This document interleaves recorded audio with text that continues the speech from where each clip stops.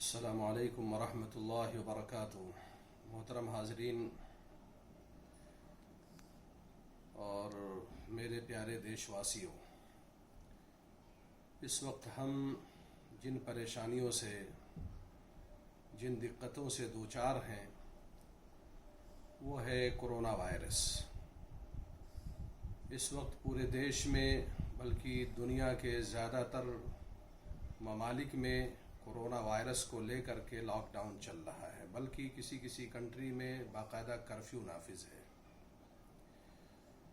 یہ وائرس کی بیماری یا وبائی بیماری یہ اپنی نوعیت کی اس دھرتی پر، اس زمین پر کوئی پہلی بیماری نہیں ہے۔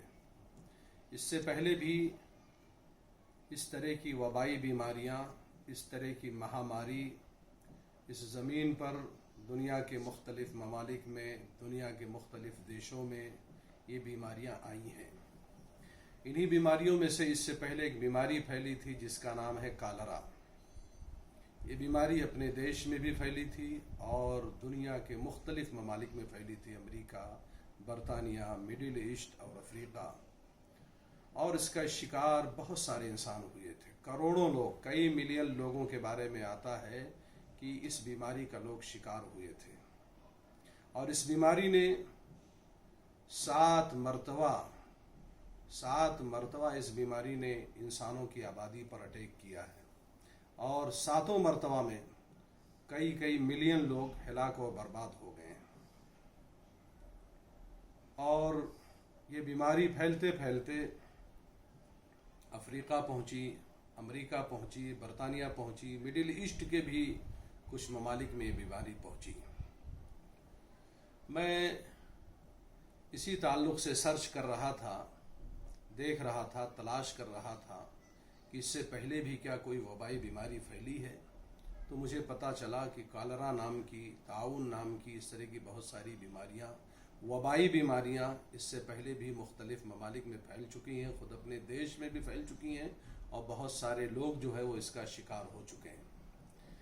آج جس طرح سے کرونا وائرس کا مقابلہ کرنے کی بات ہو رہی ہے، اس کو شکست دینے کی بات ہو رہی ہے، اور اسی طریقے سے اس سے بچاؤ کی بہت ساری باتیں ہو رہی ہیں، ان میں سے جو سب سے زیادہ آسان طریقہ ہے کرونا وائرس کے مقابلے کا اور اس کو شکست دینے کا، اور اس سے جو ہے اپنے آپ کو، اپنی فیملی کو اور دوسرے لوگوں کو بھی بچانے کا، وہ یہ ہے کہ زیادہ سے زیادہ لوگ اپنے گھروں میں رہیں، زیادہ سے زیادہ لوگ اپنا وقت اپنے گھروں میں اپنے بال بچوں کے درمیان گزاریں، لوگ گلیوں میں، سڑکوں پر اور اسی طریقے سے دوسری جگہوں پر جانے سے بچیں، اس لیے کہ یہ وبائی بیماری ہے، یہ متعدی بیماری ہے، یہ چھوت چھات والی بیماری ہے۔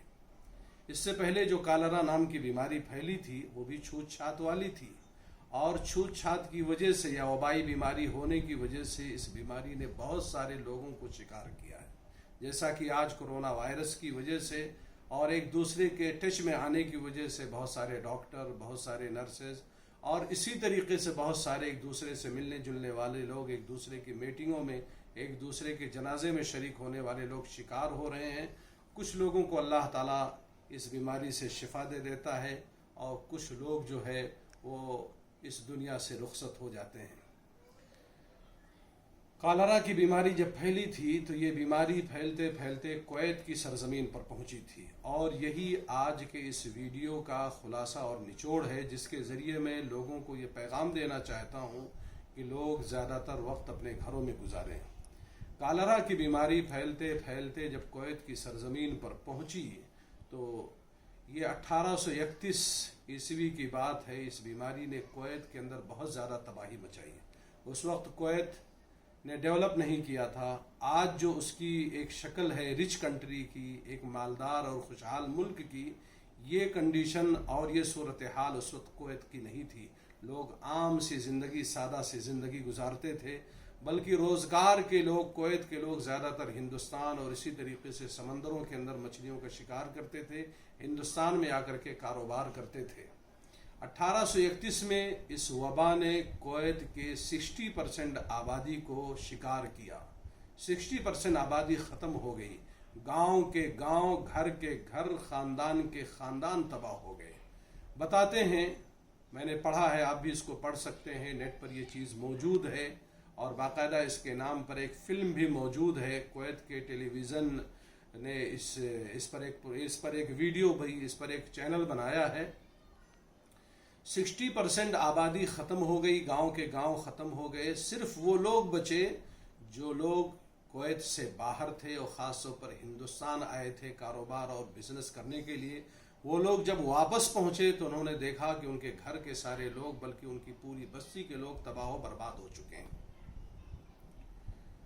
بلکہ ایک آدمی نے تو دیکھا اور اس کو اتنا غم ہوا کہ اس کے گھر کے سارے بچے، اس کی بیوی، اس کے بچے مر چکے ہیں۔ اس آدمی نے اپنا گھر جلا دیا، یہاں تک اس کو تکلیف پہنچی۔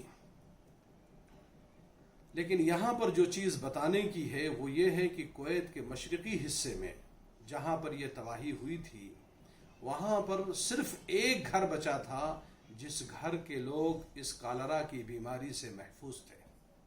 کیوں محفوظ تھے میرے بھائیوں، میرے دوستوں، میرے ساتھیوں؟ اس لیے محفوظ تھے کہ اس گھر کے مالک نے اپنے گھر کا دروازہ اپنے بیوی، بچوں، پوتوں، نواسوں کے لیے بند کر دیا تھا کہ جب تک یہ وبا ختم نہیں ہو جاتی ہے کوئی اس گھر سے نہیں نکلے گا۔ اس لیے اس گھر کے لوگ محفوظ تھے۔ لیکن اسی دوران بتاتے ہیں کہ اس گھر کی ایک بہو نے اپنے گھر کے مالک سے اجازت طلب کی اور اصرار کیا، باقاعدہ ڈیمانڈ کیا کہ پڑوس میں تھوڑی دور پر جہاں میرے میکے کے لوگ رہتے ہیں مجھے اجازت دے دیجئے، جا کر کے میں ان کا حال چال لے کر کے آتی ہوں۔ اس لیے کہ ٹیلی فون کا زمانہ نہیں تھا، موبائل کا زمانہ نہیں تھا، کمیونیکیشن کا کوئی زمانہ نہیں تھا، تو لوگوں نے اس کے لیے دروازہ نہیں کھولا، نہ ہی اس کو اجازت دیا۔